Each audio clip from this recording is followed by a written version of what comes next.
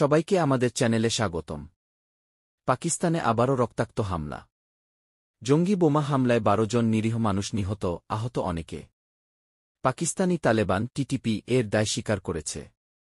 আফগানিস্তানে তালেবানের ক্ষমতায় ফিরে আসার পর এমন হামলা বেড়েছে, লক্ষ্য দেশকে অস্থিতিশীল করা ও মধ্যযুগীয় মতাদর্শ চাপানো।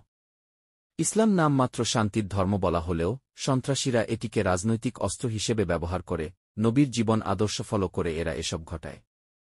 এই অশান্তির কারণকে সমগ্র ইসলামের সঙ্গে না জড়িয়ে উপায় নেই, তবে ধর্মের নামে উগ্রবাদ বিশ্বজুড়ে অশান্তির বট কারণ। বাংলাদেশের সঙ্গে এর সরাসরি সম্পর্ক রয়েছে।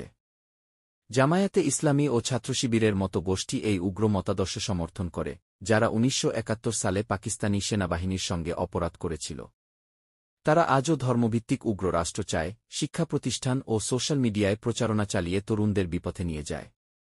বাংলাদেশ ১৯৭১ সালে ধর্মনিরপেক্ষ ও গণতান্ত্রিক পরিচয়ে স্বাধীন হয়েছে। আমাদের দায়িত্ব সচেতন থাকা, উগ্রবাদের বিরুদ্ধে দাঁড়ানো, তরুণদের শিক্ষা ও ইতিবাচক আদর্শে শক্তিশালী করা। পাকিস্তানের ট্র্যাজেডি আমাদের জন্য সতর্কতা, এটি গুরুত্ব সহকারে নিতে হবে। আপনার মতামত কমেন্টে জানান। সচেতনতার জন্য ভিডিও শেয়ার করুন।